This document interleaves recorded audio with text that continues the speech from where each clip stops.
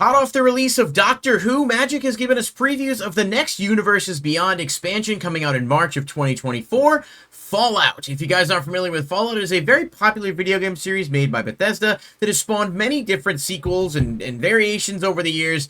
I don't know if it's popular enough to be a top-level Universes Beyond one for some, but I can guarantee there are going to be some people out there who are interested in these. And let's be honest, there are some pretty cool cards and reprints just out of what we got off the preview, so let's jump into the video.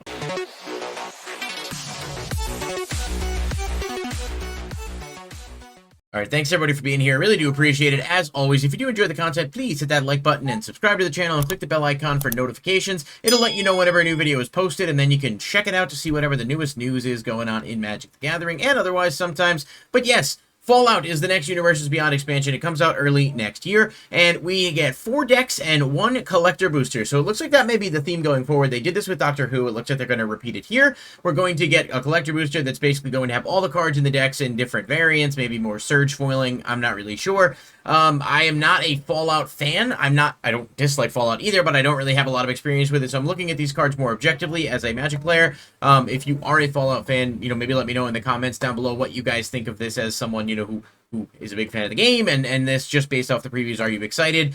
Do you think we've got, stuff to look forward to? So on and so forth. So yes, this is the product line. I don't know what the costs are going to be, but I mean, Doctor Who seems to be doing okay so far. And you do have some people who are just going to absolutely hate this, and then other people who are just going to enjoy it. Me personally, I think Universes Beyond is cool. It gets more people checking out the game, and it's kind of harmless because it's really, it's just bonus stuff. I mean, you don't have to buy it. You can just kind of skip it. But it also gives good reprints. So let's get into the video. We've got some new lands. Actually, these are really cool. And again, the landmarks don't do much for me, but visually they look awesome. So there's actually 2. There's the ones on screen now, and then there's these, which are like a different variation of lands. Again, I don't really know the meaning behind them, but they are quite nice for what they are. And yeah, I mean, I'm always happy to see more basic lands and give people more options with, customizing their decks. So pretty cool there. Now, they did show off a couple of reprints. My belief is that these will be in the decks, and then they'll also be reprinted in the collector booster. Doctor Who is very much the same. So we've got Arcane Signet. This is just actually really cool with the, I forget the guy's name. Oh, gosh, I don't even know. Vault Guy? Is that his name? Vault Boy? Whatever. But the watch with that on it, that's kind of cool from that, design perspective. And, of course, Arcane Signet's going to get a print. So it's always nice to see what different types of, arts they end up using for it. We've got Crucible of Worlds, which is a great reprint. This was last in, I think, Double Masters 22. So not a bad reprint here at all. It does look like it is a Mythic, so I'm guessing if it's in the collector booster, it's probably going to be a little harder to pull. Doctor Who pretty much had just rares for everything with the exception of the Commander face cards. So who knows? But a really good reprint nonetheless. Of course, Sol Ring, this is a really cool artwork. Again, I like it a lot. I like that they keep giving us some more, accessible alternate artworks of Sol Ring. They all end up being worth something, but it's nice to have a choice of selection. We've also got Command Tower, pretty cool for just, it thematically fits with the rest of it. And a Wasteland reprint, which is nice. While this was in Commander Masters, I believe as a box topper. No, not Commander Masters, just with Lord of the Rings. As a box topper, it's nice to see it get another print here, and it looks like it'll just be a rare, so hopefully it won't be too hard to pull. It's just a really good card in general that's always been pretty pricey, so I'm never going to kind of like, shit on a good reprint that's just included in a Commander deck. But as far as I know, this will be in the deck and in the boosters, which obviously is good. Now, let's take a look at the new cards. Starting off, we've got Idolized, and this is I don't know what this frame is called currently, but this is very, very cool. It's just really a neat looking frame design, and I'm sure if you are a Fallout fan, it probably resonates even more with you, but I do like this a lot. I like it more than the showcase frame for Doctor Who, without a doubt. So we've got Idolized. This is 1 on a white enchantment aura that says, enchanted creature has, whenever this creature attacks alone, it gets +X/+X until end of turn, where X is the number of non-land permanents you control. I actually like this a lot. I'm thinking about this with Onyxia, Hand of Erebos, one of the commanders from Commander Masters, the enchantment deck being able to use it with things like this and all the glitters. I mean, even if you're just a solo attacker, you're going to get a huge buff, and if you have all your enchantment copies, there's plenty of ways to utilize this, token generation decks and stuff. I really do. I think this card actually has a lot of potential, especially in strategies where, like I said, you can kind of go rampant with tokens or enchantments. But even then, if you're playing creature spam, you could put a bunch of creatures out, equip this to something, and then boom, you're suddenly swinging for massive damage. And yes, it has to attack alone, but not really a huge deal if you ask me. Radstorm is very interesting. It has very few words on it. It is 3 and a blue instant with Storm and Proliferate, meaning Storm copies it for each spell you've cast before it, and then Proliferate just proliferates. This is really interesting with some of the cards, obviously, like poison counters and stuff that we got back in Phyrexia, but in general, proliferate is such a good mechanic. I mean, you can add all kinds of different counters and utilize it in so many different decks. This is very basic, but it seems powerful, especially if you play it in decks that can really make use of the Storm ability to kind of copy it a bunch and proliferate a bunch. So, not a bad card. VATS, VATS, it's gotta be an abbreviation for something, obviously. I don't know what that is, so sue me. 2 black instant with split second, which means that when it's on the stack, other cards cannot be activated after it. Choose any number of target creatures with equal toughness. Destroy the chosen creatures. I mean, this is kind of interesting for sure, especially against like token strategies, copy strategies, what have you. It does cost a bit, but that split second making it kind of not able to be responded to is certainly neat.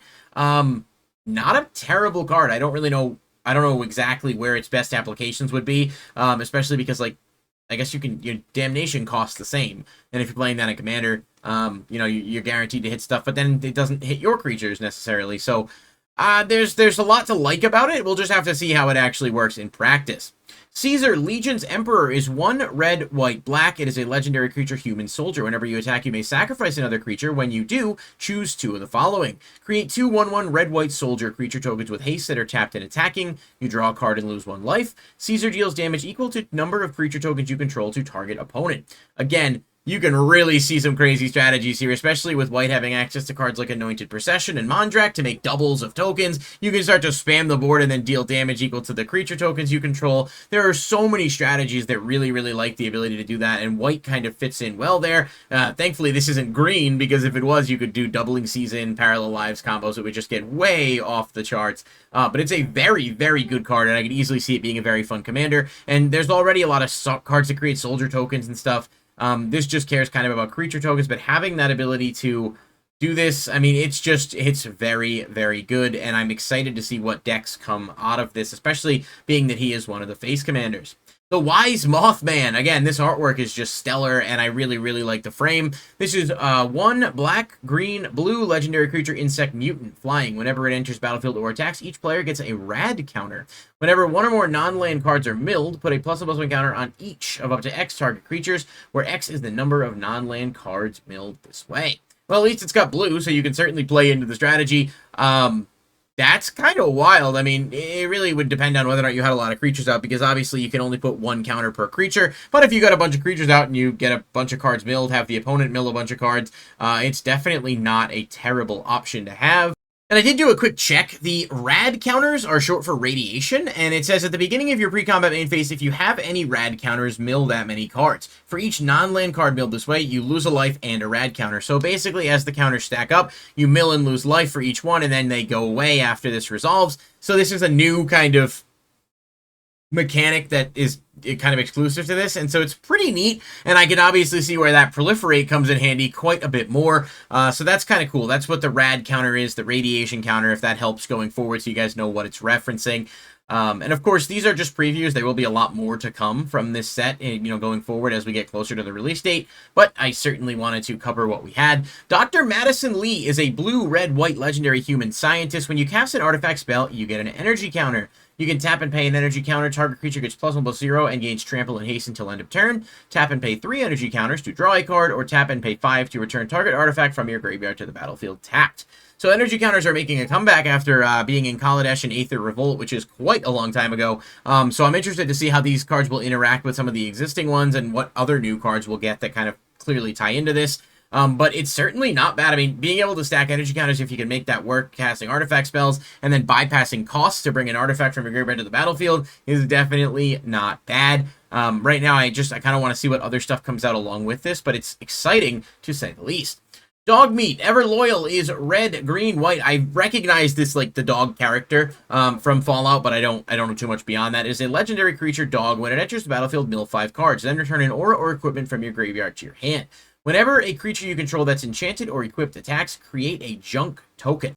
Alright, so at the time I'm making this video, I have no idea what a junk token actually is. I didn't see it in the spoilers, and I've looked around on multiple different sites, and I don't see that it's been posted anywhere, so I don't know if this is good or bad, but maybe it is, maybe it isn't. Somebody knows what it is, let me know in the comments down below, and I'll certainly add a note in future videos, but I can't find anything on it, so I don't know. I do not know what a junk token is. When I search it, it just gives me deck lists that are like junk token spam for older decks on EDHREC and whatnot, so I have no idea. Let me know if you do, because I'm curious. But as a whole, I mean, it's kind of cool. Whether or not it's good is going to depend entirely on what the heck a junk token is. But we'll move on for now. Alpha Deathclaw is 4 black-green, Menace Trample. When it enters the battlefield or becomes monstrous, destroy target permanent. And then you can pay 5 black-green to give Monstrosity 4, which of course is going to make it become monstrous. Again, these new mechanics, they don't actually outline what it is on the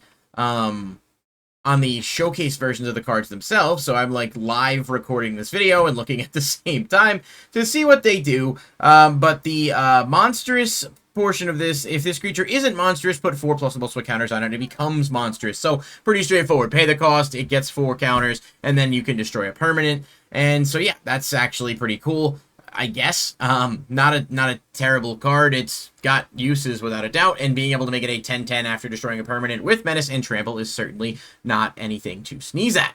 And finally, we got a preview for some these are just extended arts, just kind of all they showed off, so I don't know, I'm assuming they'll be in the decks. I don't know if they're going to have showcase frames. We've got Overencumbered. It is 1 and a white, enchant target opponent. When it enters the battlefield, enchanted opponent creates a clue token, a food token, and a junk token. At the beginning of combat on enchanted player's turn, they may pay 1 for each artifact they control. If they don't, they can't attack this combat. Okay, I do like that. So you're giving your opponent relatively useless tokens, and then they have to pay mana. So they got to either burn through mana to attack or get rid of the tokens. Either way, they're going to have to use some resources to do that. So it's a cute concept, and I think the junk token mechanic has now become clear to me because I was able to find a copy of the token itself that someone posted. And so it's junk token is an artifact with tap, sacrifice its artifact, exile the top card of your library. You may play that card this turn.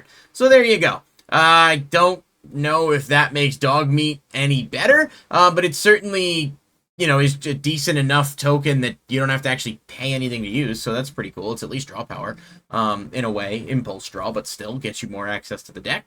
Feral Ghoul is 2 and a black, zombie mutant with menace. When another creature you control dies, put a ++1 counter on this card. When it dies, each opponent gets a number of rad counters equal to its power.